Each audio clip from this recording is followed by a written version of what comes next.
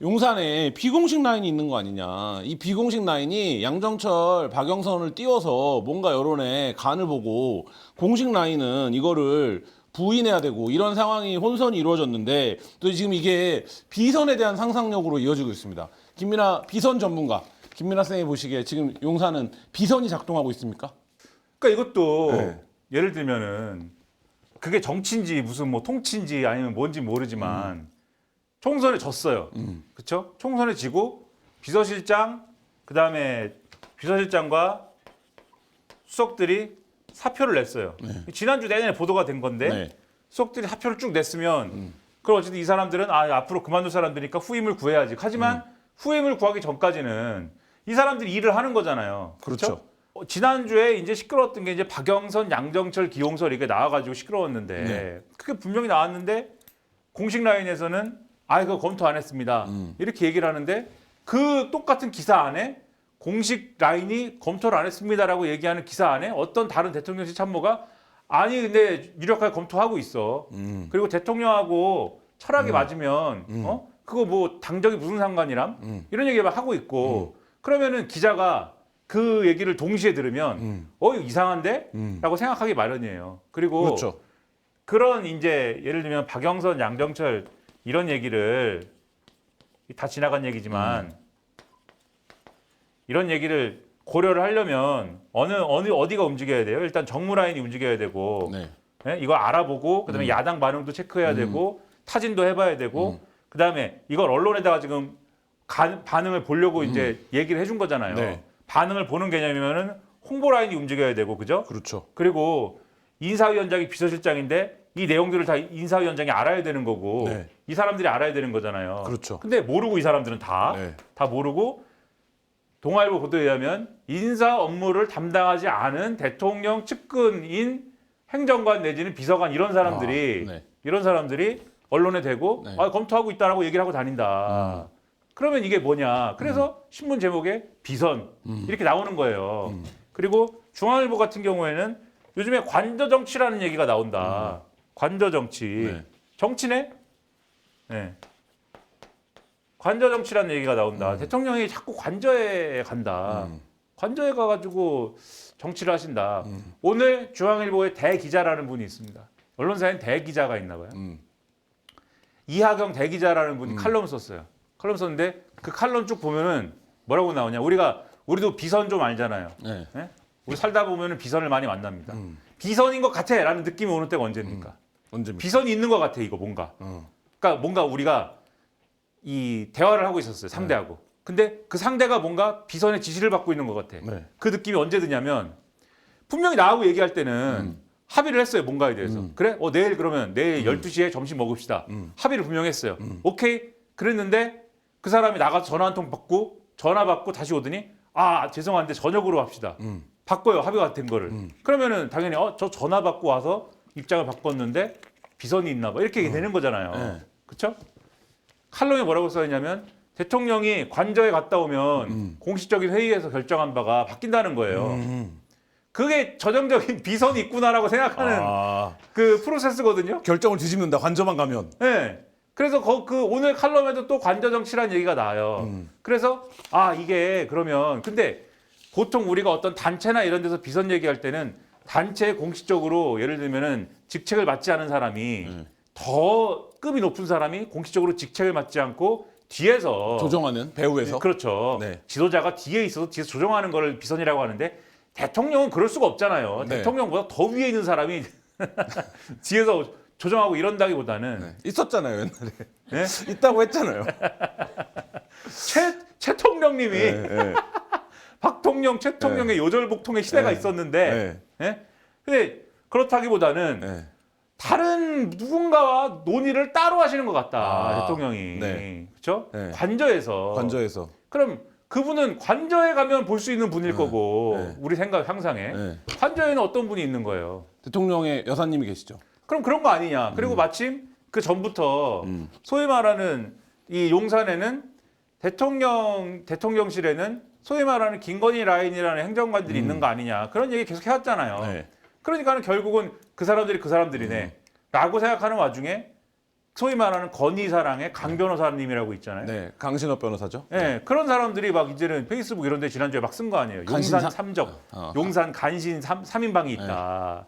네? 이런 얘기를 막 쓰고. 네, 근데 거기들이 다 언론사 두 명이 언론사 출신이어서 공교롭게도 그 언론사들이 단독 보도를 새벽에 했다. 뭐 그런 얘기. 네.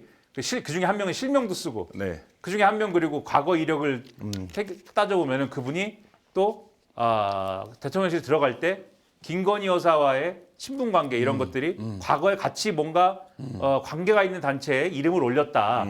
그 강신업 변호사 등과 네. 함께 그런 게 또 나와요 또. 그러니까 그런 이름들이 있는 그런 의혹들이 있는 사람들하고 따로 논의하고 인사에 대해서 그런 사람들하고 따로 논의하다 보니까 사실 정무적으로 잘 이해가 안 되는 그런 수들이 나오는 거 아니냐.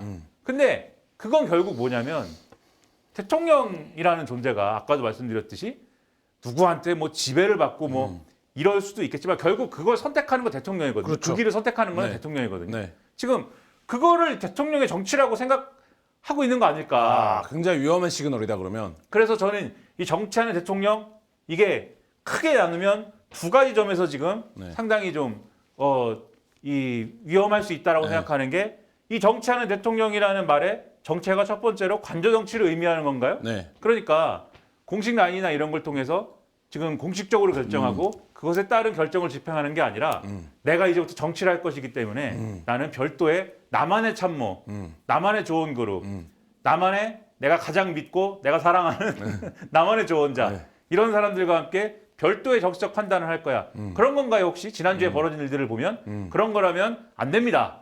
이런 말씀을 하고 싶다. 정치하는 대통령에 대해서. 그러면 첫 번째라고 그랬잖아요. 그렇죠? 네. 이렇게 길게 얘기했는데 네. 집에 가지 못하게. 두 번째가 또 있다는 거 아닙니까? 그죠? 두 번째 뭡니까? 두 번째가 또 있어. 네, 놀랍게도. 뭡니까? 여당에 관한 건데. 네. 네?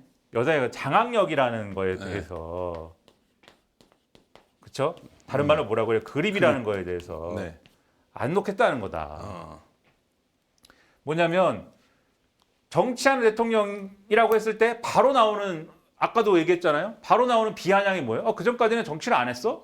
그런 거잖아요. 그렇죠. 그죠? 그 전까지는 정치를 안 했어? 본인은 이렇게. 이제 정책이나 뭐 국정 기조에 신경을 많이 쓰셨대요. 네, 막 화를 막 내면서 네. 특히 지금 야당 사람들이 막 그 전까지는 정치를 안 하는 지도자였어? 막 이렇게 화를 내잖아요 지금 네. 막. 예? 근데 좋아 그러면 정치를 안 했다면 나라를 다스렸나 보지, 그죠?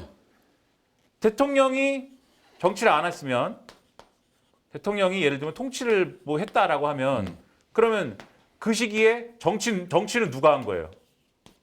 정치는 어떤 집단이 하는 거예요? 그러면 여당이 하는 거거든요. 여당이. 그렇죠. 네. 이런 개념이어야 전에는 정치를 안 했어라는 개념이 성립이 되는 거예요. 뭐 내부 총재라는 당 대표 문자 같은 거 보냈지만 정치는 안 써. 난 통치를 했어. 그게 뭐냐면 여당이 내가 원하는 정치를 하지 않아서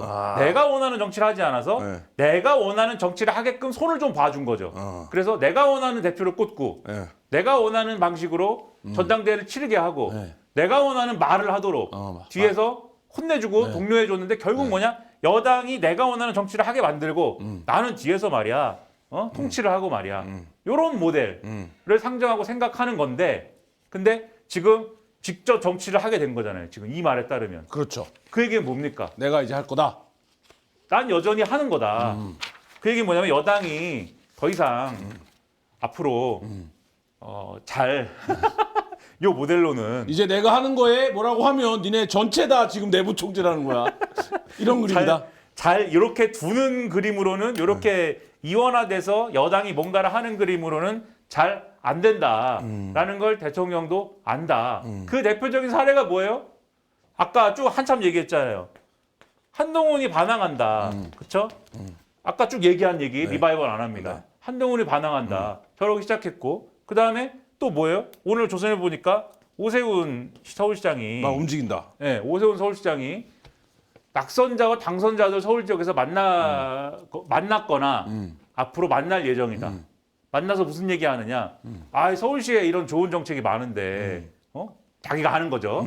오세훈 서울시에 이렇게 좋은 정책이 많고 훌륭한 일이 많은데 총선 때 그런 얘기를 많이 했으면은 총선이 좀 재밌고 좋았을 텐데 성과가 좋았을 수도 있는데 참 안타까워. 이거 누구한테 하는 얘기입니까? 이 둘한테 하는 얘기죠. 그렇죠. 예? 서울시는 서울시 내 위주로 선거를 했어야 되는데 오세훈 위주로 선거를 했어야 되는 거 아니야? TBS 그렇게 만들고 뭐 오늘 나온 보도에 따르면 메타버스 다 망하고 이런 네, 서울시. 그리고 지금 낙선자 당선자들이 네. 낙선자 당선자들의 심리라는 건 뭐예요? 아, 이 선거 왜 망했을까? 한동훈 때문인가? 대통령 때문인가? 막 이러고 있는데 오세훈이라는 차기 대권 주자 중에 한 명이 와가지고 내 밑에 줄 서면 그래도 앞으로 좀 희망이 있지 않겠어? 이러는 거잖아요. 네. 사실 한동훈 전 비대위원장도 동아일보 보도 보면은 이 낙선자들에 대한 그리고 소위 당내에 한동훈과 함께하는 한동훈이 영입한 이런 사람들에 대한 메시지를 남겼다잖아요. 뭐라고 남겼습니까? 뭐라고 남겼습니까? 조금 기다리시라. 아, 기다리고 있어라. 직원족이 예, 기다리고 있어라. 지금은 곤란하지만 조금 기다리고 있어라. 네, 지금은 곤란하다. 네. 좀 기다려달라. 네, 기다리고 있으면 네. 내가 여기까지 기다리고 있어라까지만 했는데 네. 그러나 그 뒤에 그 줄인 건 뭐예요? 내가 돌아와서 뭔가 역할을 할 테니까 I'll be back. 기다리고 있어라. 이번 전당대회는 안 오지만 아마도 안 올 것 같은데 이번 전당대회는 안 오지만 언제가 내가 곧 올 테니까 좀만 기다리고 있어. 태양은 내일만 뜨는 게 아니라 모레도 떠. 모레도 뜨고 다음 주도 떠. 기다리고 있어봐. 어떻게 되나. 네. 이런 구도고 그 열심히 지금 아까도 얘기했잖아요. 홍준표 움직인다. 네. 그런 얘기 열심히 움직이는 사람 홍준표 있고 뭐 등등등 있지 않습니까? 전당대회 시작되잖아요. 네. 전당대회 시작되면 전당대회에 출마할지 안 할지 모르겠지만 이름이 계속 나올 거 아니에요. 나경원, 안철수. 그다음에 한동훈과 연관돼 있는 것처럼 얘기가 나오기도 하고 하지만 뭐 지금 뭐 천목회라는 걸 만들었다잖아요. 또 그렇죠? 이 젊은이들 중심으로 강동구에 이재영 씨가 하는 이재영 씨가 간사를 맡는 모임이 됐다던데 지금 천목회는 또 한동훈과 이렇게 좀 얘기를 하는 것인지 뭐 근데 내부에서는 또 그게 맞냐 뭐 이러고 있는 것 같고 그 뭔가 지금 꿈틀꿈틀한단 말이에요. 근데 중요한 건 다 차기 주자들 비슷한 사람들이잖아요. 이럴 경우에 지금 집권 만 2년 뭐 좀 안 됐는데 네. 막 이 시기에 이럴 경우에 어떻게 해야 됩니까 대통령은 막 이러고 있는데 또 어떻게 해야 됩니까? 보통 이렇게 차기 주자들이 공정한 경쟁과 정의로운 경쟁을 도와줘야 되지 않을까요? 공정과 정의. 그러니까 냅둬야죠. 네. 냅두고 지금 대통령은 어쨌든 만 집권 2년이 안 됐으면 어쨌든 정상적으로 국정 운영했으면 파워가 있어야 되거든요. 네.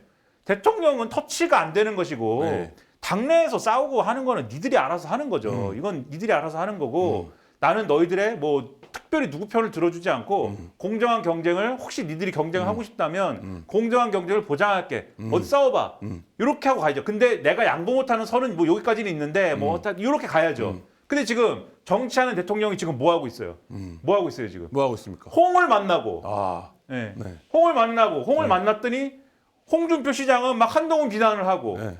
한동훈은 그걸 듣고서는 나는 대통령이 불렀는데 안 갔습니다. 이거를 기자들한테 막 뿌리고 있고 나는 기사를 보는데 다 본지와 연락을 한 한동훈 전 비대위원장이 그랬대요. 본지와 연락을 해서 예, 나는 안 갔습니다라고 얘기를 했다. 난 용기 있는 사람입니다. 난 네. 배신자가 아닙니다. 예, 그것은 국민을 배신하지 않는 것이며 그건 배신이 아니라 용기입니다. 난 윤석열 대통령 배신한 게 아니고 용기를 낸 것입니다. 네. 이런 얘기 막 하고 이 사람들은 다 하나같이 잘 지내보려고 했는데 찍힌 사람들인데 그 찍힌 경력 갖고 지금 전당대회를 내가 하는 건가? 뭐 이러고 있고 네. 근데 거기에 지금 개입해가지고 지금 또 마치 개입해가지고 대통령도 플레이어 중에 하나처럼 개입해가지고 지금 편을 갈라가지고 가려고 하는 거잖아요. 근데 가뜩이나 예를 들어서 이렇게 가는 와중에 대통령이 지금 내세우는 정치하는 대통령이라는 이 슬로건과 프레이즈에 성과가 있으면 그래도 나요. 성과가 있으면 그래도 좀 나요. 성과가 나오면 뭔가 여기서 뭐 아웅다웅 하던 사람들이 대통령이 아직 힘이 있네. 그러고서는 정리할 힘이 있네. 그래서 정리가 됩니다. 근데 성과가 안 나면 어떻게 됩니까? 여기서 막 부글부글하고 치고 올라오고 가지고 성과가 대표적으로 뭡니까? 예를 들면은 뭐예요 지금 영수회담 이런 거. 네. 영수회담을 했다. 저는 영수회담이라는 용어는 마음에 안 들지만 네. 영수회담을 했다. 근데 별 성과 없이 대통령 혼자 59분 얘기하고 아무 성과 없이 그냥 뭐 끝났다. 이것만 확인했다. 예, 머리 끄적끄적하고 이재명 대표가 머리 뭐 긁으면서 나오고 끝났다. 그 성과 없는 거잖아요, 그게. 네. 성과 없고 비선 정치 얘기만 계속 나온다. 네. 비선 정치 얘기만 계속 나오고, 그렇죠? 비선 정치 얘기가 계속 나오니까 자연스럽게 어떻게 돼요? 국무총리 후선 인준 이런 거 안 된다. 그렇죠? 국무총리 임명동의안 그 야당이 동의 안 해줘가지고 안 된다. 이런 상황만 계속된다. 네. 그러면 여당 내에서 제가 볼 때는 원심력이 훨씬 커진다는 거예요. 지금 이런 상황이라면 대통령이 직접 플레이어가 정치를 돼가지고 했는데. 정치하는 대통령이 됐는데 그 정치하는 대통령이 성과를 안 내면 원심력이 더 커져요. 그러면 당장 뭐가 문제가 된다고요? 지난번에도 말씀드렸죠. 무시무시한 특검 정국이 기다리고 있는데 네. 네? 네. 당장 이런 게 문제가 된다고요. 네. 무섭잖아요. 네. 그래서 근데 다 대비를 지금 열심히 하고 있죠. 뭘로 하고 있습니까? 뭘로 하고 있습니까? 모르겠습니다. 몰라요? 네. 지금 지난주에도 얘기했을 텐데 다른 데서 얘기했을 텐데 세간의 화제 법률수석실이 만들어진다. 네. 법무법인 용산. 네. 법률수석실인데 법률수석실을 왜 만드냐? 가칭입니다. 가칭. 네. 아마 이름 바꿀 것 같아요. 내 생각에. 네. 왜냐하면 명분 뭐냐? 총선 치러봤더니 민심이 다 떠난 것 같다. 내가 민심을 제대로 읽지 못한 것 같다. 그런 거잖아요. 네. 민심을 더 잘 읽어야겠다. 근데 공직기강을 쇄신해야 된다. 과거 같으면 청와대 시절이나 이런 때는 민심을 어떻게 잘 읽었냐? 그때는 민정수석이 와가지고 민심 이렇습니다. 라고 브리핑을 해줬는데 내가 보니까 지난 대선 때 민정수석을 없앤다고 약속을 해가지고 민정수석을 없앴네. 민정수석 얘기만 들으면 자꾸 조국이 생각이 나. 내가 민정수석을 없앴네. 민정수석을 없앴구만 내가. 내가 이걸 민심을 읽어야 되는 걸 내가 깜빡하고 내가. 네. 근데 웃기게도 민정수석을 없애면서 뭐라고 그랬냐면 민정수석의 그 민심 청취 기능을 누가 하기로 했는지 아십니까? 누가 하기로 시민사회수석이 하기로 했습니다. 그렇죠. 네. 시민사회수석이 하기로 했는데 시민사회수석이 지난번에 뭐 했어요? 칼침 발언을 회칼로 네. 옛날에 MBC 잘 들어. 회칼로 옛날에는 막 찔렀다 뭐 이런 얘기하다가 없어지고 그랬잖아요. 네. 예? 민심 청취 어디로 가고 시민사회수석은 이상한 그 얘기만 하다가 없었어요 지금. 그래서 시민사회수석실에 있던 몇 개 부서를 일부는 정무수석실로 보내고 일부는 뭐 여기 원래 또 비서실장 직속으로 있던 공직기강이랑 뭐 법무비서관이랑 해가지고 합쳐가지고 법률수석실이라는 걸 새로 만들어서 민심 청취 기능을 다시 살리겠다. 사실상의 민정수석실의 부활입니다. 이렇게 얘기를 하고 있거든요. 그러면 민심 청취 기능이라고 얘기했잖아요. 이름은 왜 그럼 가칭 법률수석이에요? 법무법인 용산이라. 그러니까 저렇게 생각하게 되잖아요. 네. 그러니까 관심사가 지금 관심사가 그러면서 초대 법률수석은 이복현 좋네. 이복현 금감원장이 좋지 않을까라고 지금 한간에 돌아다니는 그 대통령실 일부 참모가 지금 언론에 얘기하는 아마도 그것도 관저 참모인 것 같은데 네. 지금 관저 참모와 용산 참모가 따로 노는 것 같다고 아까 말씀드렸잖아요. 관저 참모가 얘기하는 거 아닐까 싶은데 법률수석실 초대 이 수석은 이복현 금감원장이어야 되지 않을까? 근데 이복현 금감원장이 민심 청취의 뭐 적임자인가요? 그러니까 이렇게 막 얘기를 하면은 민심 청취랑 아무 상관이 없잖아요. 네. 예? 저렇게 갈 거면 그냥 한동훈 비대위원장이 법률수석이 되는 게 낫지 않나요? 아니 뭐 이게 아무튼 민심을 청취한다고 해놓고서는 말은 민심 청취라고 하면 하는데 실제로 구상한 거를 얘기를 들어보면 민심 청취하고는 아무 상관이 없고 뭘 떠올리게 하냐? 이게 지금 말씀하신 대로 이게 용산 로펌 두 가지 얘기를 하더라고요. 예? 용산 로펌인 것 같다. 그렇죠? 네. 뭘 대비한? 특검 대비한. 특검이라는 게 지금 최상병 특검, 김건희 특검 이런 건데 네. 다 칼 끝은 어디를 겨냥하고 있어요? 대통령. 정치하는 대통령을 네. 전향하고 있죠. 지금 겨냥하고 있잖아요. 네. 그러면 누군가는 막아야 되는데 용산 로펌 규모 얼마? 이걸 이렇게 법률수석실 꾸리면은 몇 명이라고요? 지금? 몇 명입니까? 100명. 아. 100명 플러스 알파. 거의 뭐 10대 로펌 안에 들어갈 수 있는 네. 숫자가 되겠네요. 예. 근데 요걸로 다 이걸로 다냐? 방패. 거대한 방패죠. 근데 옛날에 우리 또 왕년에 철없을 때 어디 가고 그러면 저기 그 전투 경찰 이런 분들 만나잖아요. 네, 만나죠. 근데 서울기동 1, 2, 3중대 있잖아요. 네. 예? 101, 102, 103. 네. 네? 기억이 생생하죠? 이분들이 이제 옛날에 논란이 되고 이랬던 게 방패를 그분들도 힘드니까 그랬겠지 아마. 방패를 갖다가 아스팔트에다 갈아가지고 그렇죠. 그 당시에 이제 그 재질 뭐라고 그럽니까? FRP. 네. 그 갈아가지고 방패를 날카롭게 밑에 만들어가지고 막 공격한다 막 이런 네. 비판을 많이 받았죠. 방패를 무기화하고 막 이랬어요. 그쵸? 큰 방패인데 이게 합동수사본부 아니냐. 아 합수부다. 예.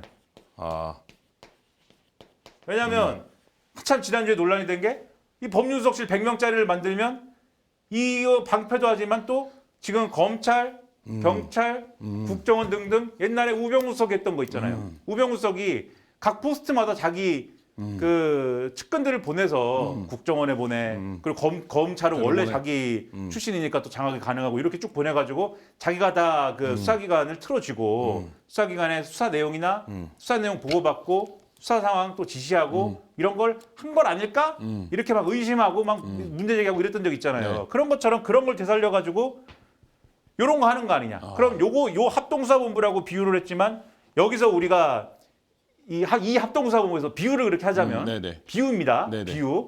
합동수사본부의 수사 대상은 주로 누구예요, 그러면? 야당 정치인들이겠죠. 뭐 야당도 있을 수 있고. 네. 그럼 여당 안 할까요? 그럼 여당 사람들? 여당도 한다. 네. 여당 사람들도 속가낸다. 뭐 얼마나 뭐 속가낸다기보다는 쥐고 이제 흔드는 거죠. 흔들고 뭐 기업도 있을 수 있고 사정정국 만들려면 이런 걸로 정치하신다. 이것이 정치할 대통령일 수도 있다. 아 그게 법률수석실의 함의일 수 있다. 그래서 이런 것이 쭉 맞물려 돌아가면 네. 이게 엄청난 얘기가 될 수도 있겠다라는 그러한 생각이 오늘 들었다는 겁니다. 근데 오늘 조선일보의 약간 태도는 네. 그랬어요. 이런 이제 이 정치하는 대통령 한다고 그래서 뭔가 지금까지와는 다른 태도가 기대가 되지만 약간 조선일보가 팔짱이 이렇게 끼면서 난제가 많을 텐데 되겠어? 이런 그래 한번 해봐. 뭐 이런 거죠. 네. 난제가 많을 텐데 정치 뭐 되겠어? 아유 우리는 뭐 안 해봤냐? 이봐라. 누구는 뭐 깡패 수사 안 해봤냐? 예, 이제 이런 와서 거죠. 이제 와서 정치하는 대통령 뭐 그거 되겠어? 뭐 이런 자. 분위기인데 뭐 지켜보시죠.